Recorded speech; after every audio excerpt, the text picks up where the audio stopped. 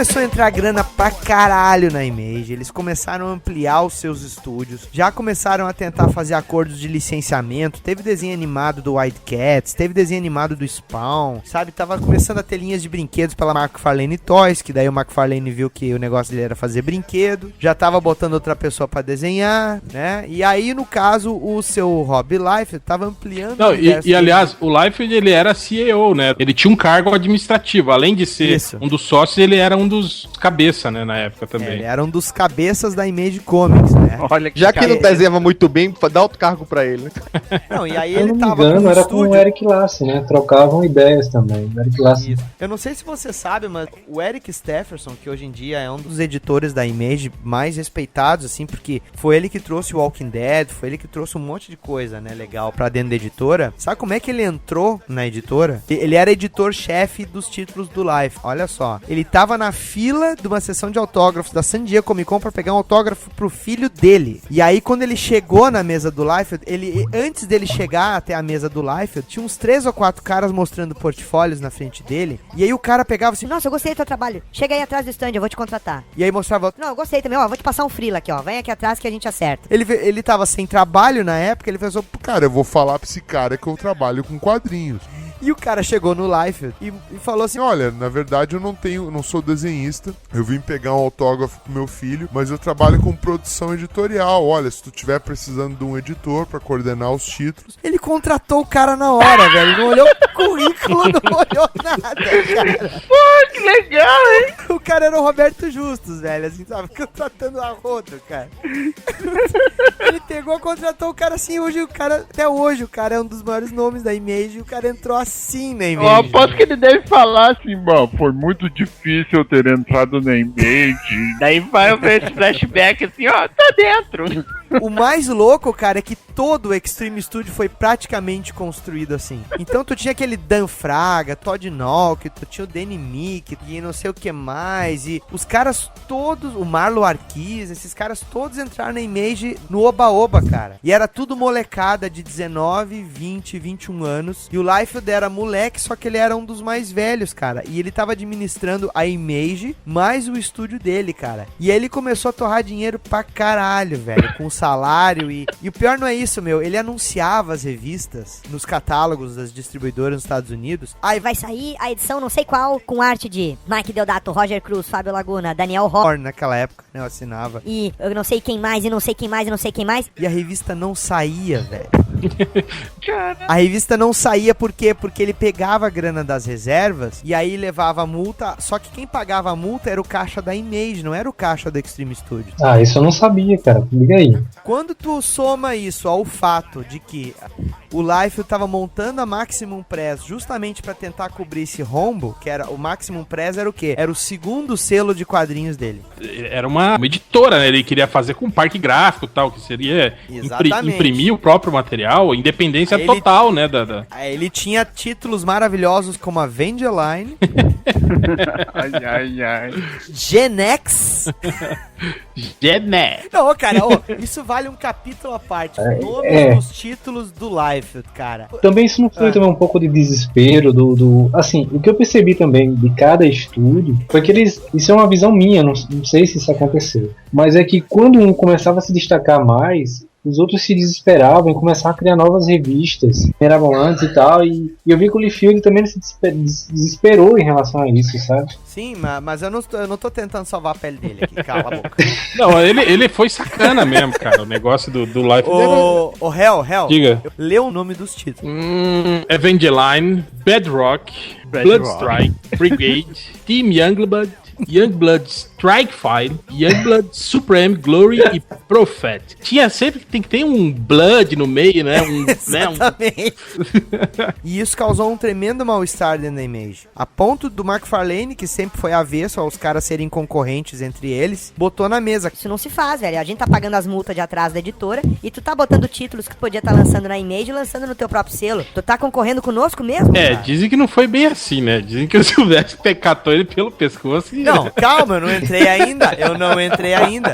Não entrei ainda. O Silvestre pegou... O Silvestre é ex-leão de chácara, né? Ele teve um arranca-rabo com o Liefeld. E depois que o Silvestre simplesmente disse... Olha, eu vou sair da Image até esse cara ir embora. Eu só vou voltar quando esse cara for embora. Aí eles fizeram uma videoconferência entre eles, ou uma conferência em áudio, acho que nem era vídeo. Ah, teve uma treta aí feia, porque o Silvestre, ele tava com o Michael Turner, né? Desenhando a Witchblade na época. E o Liefeld, tipo, cooptou o Michael Turner, tipo assim, jogou um dinheiro por baixo dos panos. Pra fazer um título dele. Pro Michael Turner vir pro mini estúdio dele. Quer dizer, cara, o cara tava, tipo assim, é a mesma coisa que você roubar a sua própria empresa, né, cara? Aí intimou os outros colegas a tirar o Liefeld da Image, senão ele não voltaria mais. E aí, numa audioconferência, eles chegaram num consenso e falaram: olha, cara, tu tá fazendo essas práticas aí, não tão sendo honestas com a empresa. E resumindo agora, falando resumidamente, o senhor está demitido.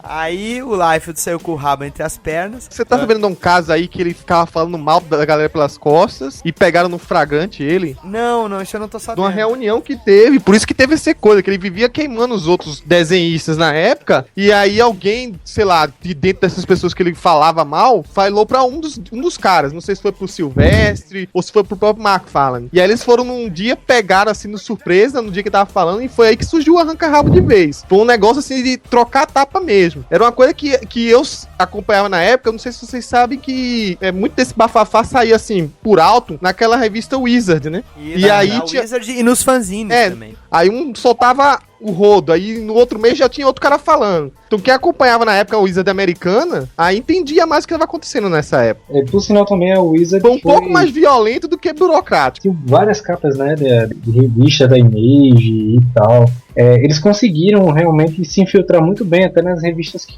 falavam de quadrinhos, e eu não via tantas críticas, eu via mais essa coisa por cima, pincelada. Mais ou menos, Alzir. Tem uma caralhau de Wizard americana aqui dessa época. Mas eu lembro que a revista ajudava muito, anunciava muito esses títulos. E não só esses títulos menores de outras editoras, tipo Turok. Valiant. Valiant, tinha bastante coisa também. Mas os reviews que saíam das revistas desciam além, assim, cara. Eu lembro dos reviews do Youngblood, eles falavam mal, assim. Tá, mas a gente tá no fim explicando da qualidade do material e não falando das fofocas. Tá, então olha só, o que tá acontecendo aqui? O Liefeld é expulso e nessa mesma época aconteceu um outro aspecto que também deixou indisposto bastante os outros membros da Image, que era a abordagem que a Marvel teve de convidar antigos artistas que tinham sido os tops de venda para produzir os títulos deles, que era o Heróis Renasce. Sim.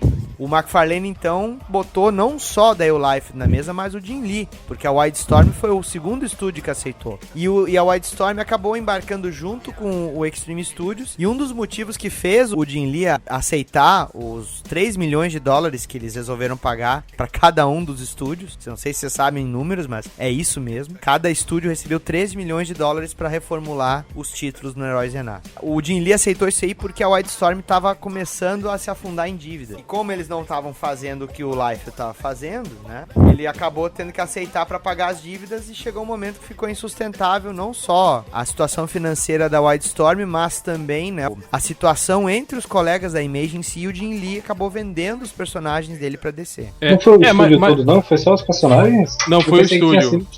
Foi o estúdio inteiro, o estúdio inteiro. A Wildstorm inteira foi pra DC. Mas ele mantinha ainda, né, os direitos, né, sobre esses personagens, na verdade. Ou não? Não.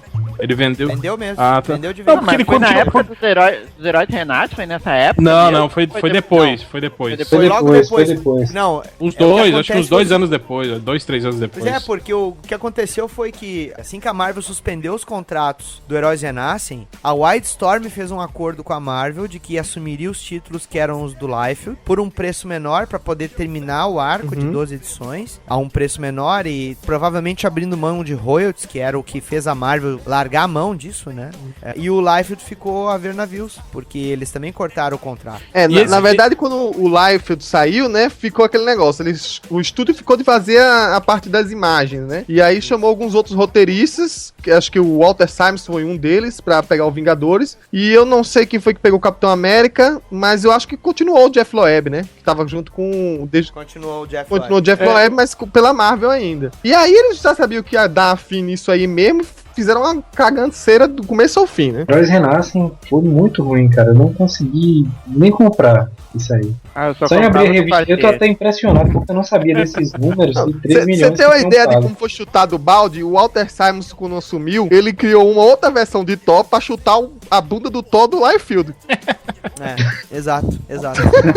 E inclusive, ó, essa estratégia que a Marvel fez de trazer o Life do Jim Lee pra reformular os personagens no Heróis Renascem, na verdade isso aí foi uma atividade desesperada que, se a Marvel tava fazendo isso, a Image e outras editoras menores estavam sentindo os reflexos da especulação dos anos 90. Porque agora a gente já tá falando da segunda metade dos anos 90, em que as editoras já não estavam mais vendendo 8 milhões de exemplares. Uma editora como a Marvel, que ainda pertencia a executivos, eles tinham que cumprir metas, eles já não estavam mais conseguindo isso, e tendo que fazer essas capas holográficas e sagas dos X-Men, e card com holograma, e card inserido dentro das revistas, e as revistas sendo vendidas em sacadas, e a Wildstorm, e o Extreme Studios, e a Top Cow, eles não estavam conseguindo acompanhar isso. Os títulos que foram escolhidos foram justamente os títulos que não tinham, digamos assim, um nome tão grande de vendas, feito X-Men e Homem-Aranha, que se sustenta pela quantidade de fãs que tinha. Então, ou era isso, ou era cancelar. Então, HDR, eu acho que também teve acho que outro fato marcante dessa mesma época foi quando a Image, né, até dentro da Wildstorm, começou a embarcar na onda, que o quadrinho, o comics americano começou a perder espaço pro mangá, né? E foi a época que eles trouxeram o Humberto Ramos, o Joe Madureira, o Scott Campbell, era Cliffhanger, né, que era o nome do selo deles. Cliffhanger é porque assim, dentro da Wildstorm, e aí eles começaram a, digamos, eles foram responsáveis por criar essa nova onda, né, de trazer um pouco da característica mangá para dentro dos super-heróis aí, né? O Mike Wieringo também foi pro Cliffhanger, lembra? Sim.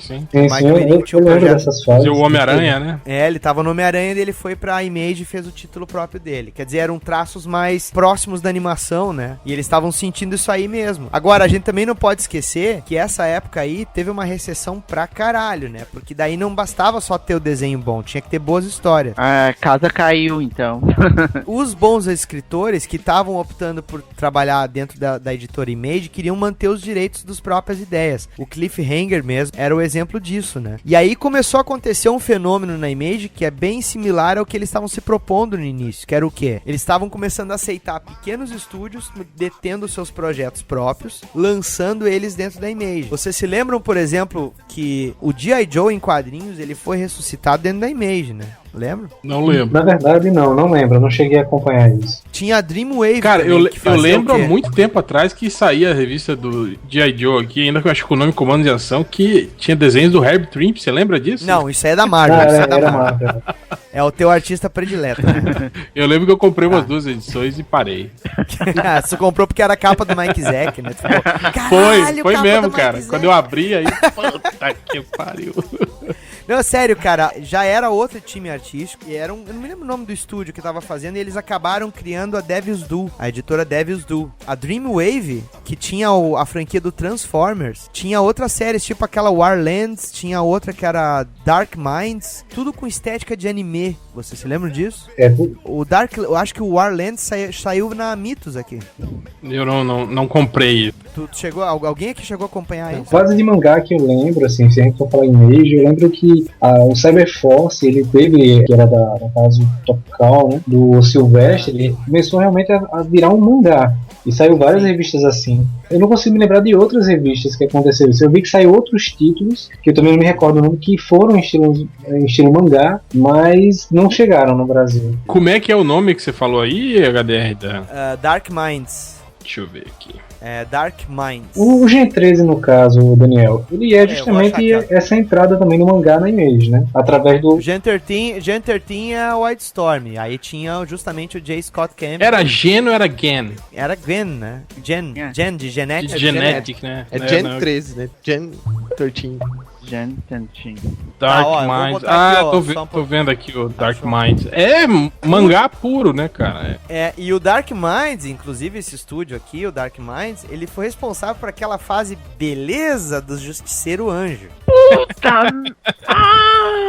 Meu Deus! Lembram-se disso? Lembro, enfraquece a amizade de qualquer leitor.